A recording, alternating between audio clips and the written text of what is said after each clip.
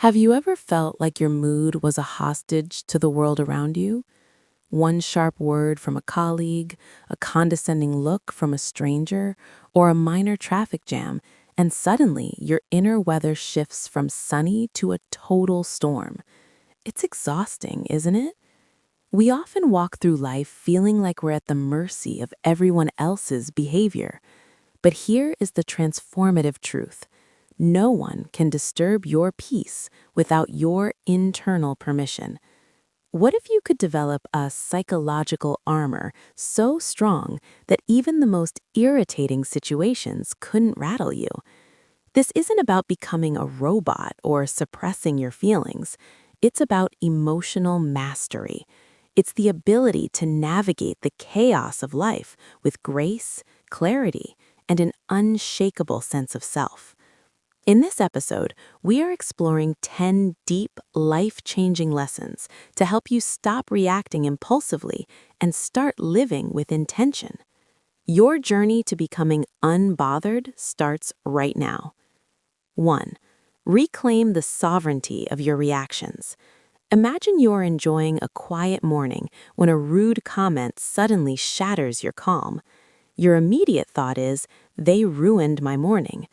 But if you look closer, they only provided the stimulus, you provided the reaction. Viktor Frankl, a psychiatrist and Holocaust survivor, famously noted that between stimulus and response, there is a space. In that tiny split-second space lies our entire freedom. Think of it like wearing noise-canceling headphones in a chaotic city. The cars are still honking and the crowds are still shouting, but the noise doesn't reach your ears. Emotional mastery is the mental equivalent of those headphones. When you realize that you own your emotions, you stop being a puppet and start being the puppeteer. The strategy. The 5-second pause. When triggered, don't speak for 5 seconds. Label the feeling. Say, "I am feeling a surge of irritation." Labeling it detaches you from it. The values check. Ask, does the person I want to be react this way? 2. The fallacy of the mirror. Why people won't act like you. Much of our anger comes from a single sentence, "I would never do that to them." We expect others to follow our personal code of ethics, our level of punctuality, or our sense of kindness. But expecting the world to act according to your internal manual is a recipe for perpetual disappointment. People don't act based on your values. They act based on their trauma, their upbringing, and their current stress levels.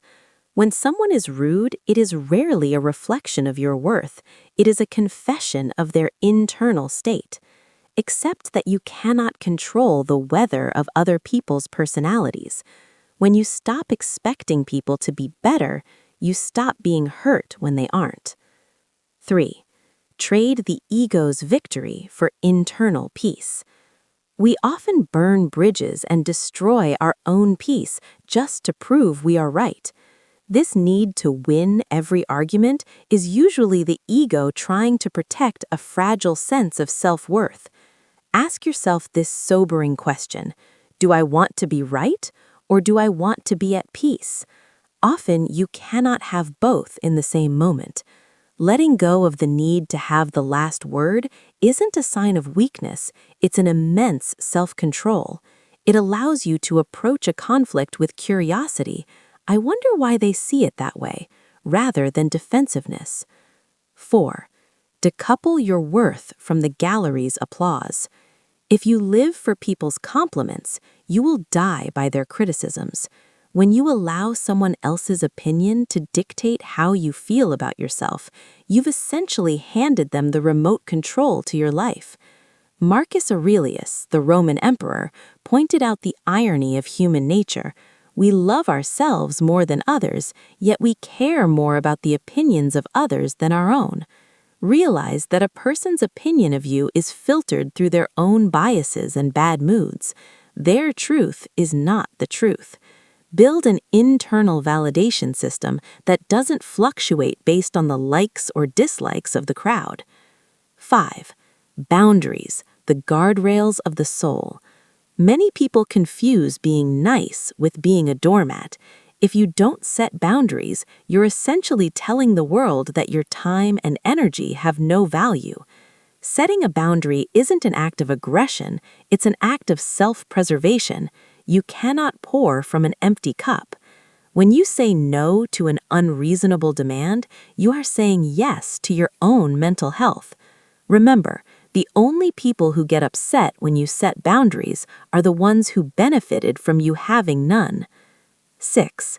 The art of detachment. Relying on external validation is like trying to build a house on shifting sand. Detachment doesn't mean you stop caring about people, it means you stop letting their fluctuating moods dictate your internal stability. Think of other people's opinions as weather patterns. You can observe the rain without becoming the rain.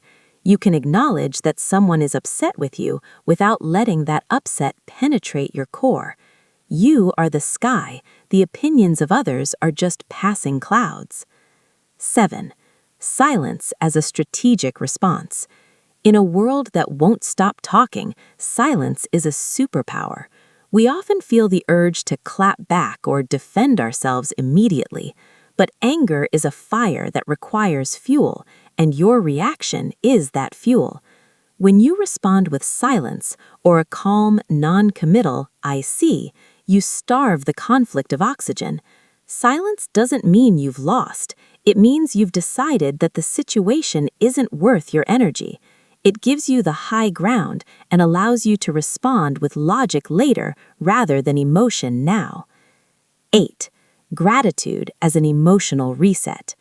Neurologically speaking, it's almost impossible for the brain to experience intense gratitude and intense anger at the same moment.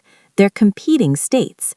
When you feel your blood pressure rising, perform a gratitude reset. Force yourself to name 3 things you are genuinely thankful for in that moment. This isn't toxic positivity, it's a biological hack to shift your nervous system from fight or flight back into a state of calm. It reminds you that while one thing is going wrong, 1,000 other things are going right. 9. Transforming criticism into a mirror. Most people see criticism as an arrow. Instead, try to see it as a tool. Even the most harshly delivered criticism can contain a grain of truth that helps you grow. When someone criticizes you, detach from the delivery and look at the data. Is there a blind spot they are pointing out? If yes, use it to improve. If the criticism is born entirely of their envy or ignorance, then it isn't about you at all. It's just noise. Either way, you win. You either grow or you learn to ignore what doesn't matter. 10. The alchemy of letting go. Holding on to a grudge is like drinking poison and waiting for the other person to die.